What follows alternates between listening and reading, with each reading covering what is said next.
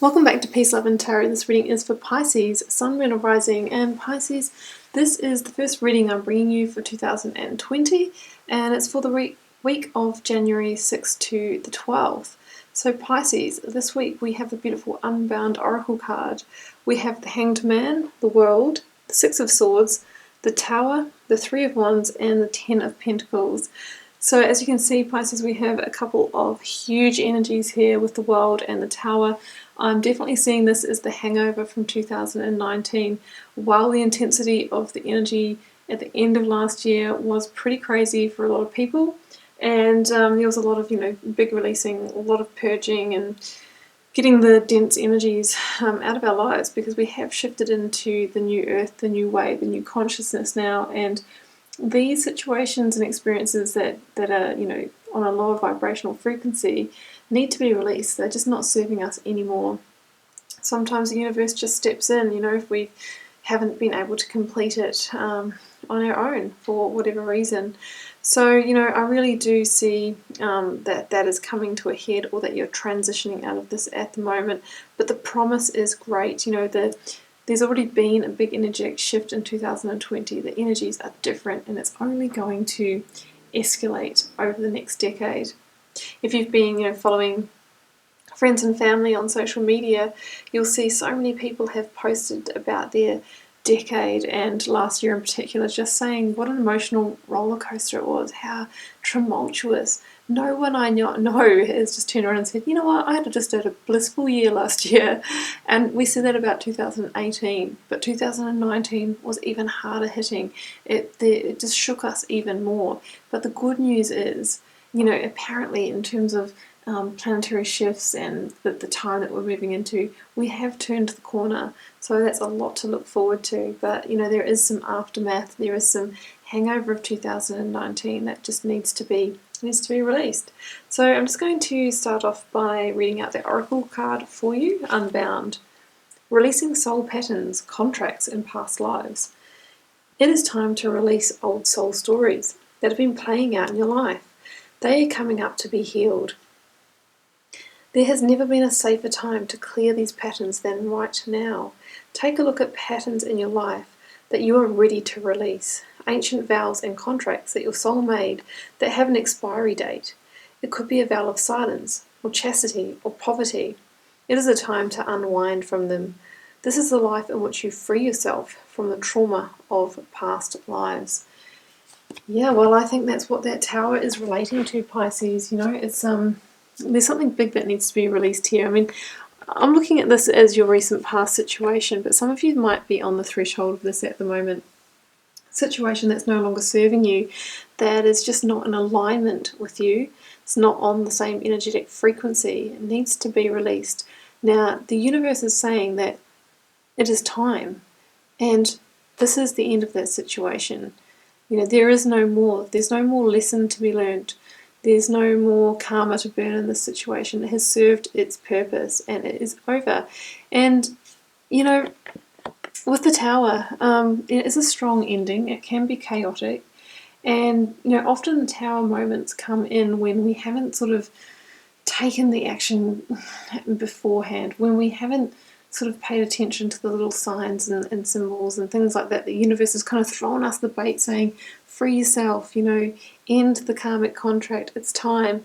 And sometimes we just really want to see the best in a person, and a lover, and a mentor, or boss, or we want to see the best in a friendship, so we carry it on because we feel like that's the right thing to do. And sometimes when it's just not meant to be, the universe throws us a Tower moment to release us from it, to get you back on track, to get you back on the path you're meant to be. Now, Tower can be, a deep understanding or revelation that comes up within yourself about the situation.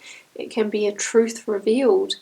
It can be, a big argument or blow up or showdown that just, sort of comes out of the blue with that person that it's never going to be the same again. It really is the tearing down of a construct, because it was built on a shaky foundation, right? So it was never going to stand the test of time, because it just wasn't built on that right foundation. It wasn't stable, and it wasn't solid. And it only took one, argument or situation where you don't see eye to eye to bring this thing down. But that's for a reason, because it's no longer a fit for you. And you, Pisces, need to move on to, the situations, the relationships, the experiences that are going to align with your highest purpose, that are going to bring you new life lessons. It's time to keep moving, because, the World card is actually a victory card. So it does say that you've arrived at the point exactly where you need to be at the moment, but it is time to release, and it's time to step through that Saturnian hoop into your next chapter. And we need to be like the dancer and be in the flow of life, not try and, stay in this tower, rebuild it and hold on, because that's when we find ourselves just down the track in the same situation, or stuck and stagnant, or missing the beautiful opportunities and the best life situations that truly want to unfold for us. So, it does say with the World that the karmic contract is complete, or what needed to be learnt has been learnt, and it is time to keep moving, basically. So no one wants to prolong a tower moment. I've been guilty of that in the past for sure. We really just want to get that over and done with and let it fall, because if we try and rebuild it, we just find ourselves repeating a cycle, and that cycle, can be, something that has stuck around from, past lives and that sort of thing. So it's really a time to let that thing fall and rebuild a new tower, something stable, something secure, something on a solid foundation. Now, I do see that you will be moving on from this situation, Pisces, but I think some of you, are taking that pause of the Hanged Man, in order to gather that enlightenment, in order to know what to do to get to your next chapter, right? I think after a situation like a tower happens, sometimes we find ourselves in that in-between zone. We can kind of find ourselves in that metaphorical desert where there isn't really anything. There isn't that oasis that we hoped for. There isn't that beautiful new lover that we thought would be waiting right behind if we ended that relationship. There isn't that opportunity, coming forth for us. And that can be because we're still holding the energetic pattern of the past situation. And generally speaking, there needs to be a time of allowing that to dissipate through healing, in order to create the space and energetic conditions for the new things to come in. So if we find ourselves in the in-between, we need to be okay with that, all right? Need to be okay with that. And, it can feel like, okay, well, nothing's happening, and now I'm just, a little bit anxious because I just don't know what's going to happen next. Just have to be like this Hanged Man who, there's nothing. There's not that there's nothing happening here. He is, working through it mentally. He is trying to gather the understanding, and there's going to be a tipping point where he has that aha moment, and he goes, "Okay, I understand why that tower needed to fall. I'm okay with being where I am now, because I know and I trust that my new beginning will come when the time is right." There's also the saying with the Hanged Man that we need to die the death of the Hanged Man, which can be going through that traditional grief cycle, the denial, the bartering, the depression, the sadness, and the anger, until we get to acceptance. So acceptance is the key. Accepting that this had to end. Yes, it's painful. Could be for many of you. But, it happens for a reason. We need to heal. We need to be okay with the in-between stage, because we trust that the situations and experiences that are truly going to align with us are on their way.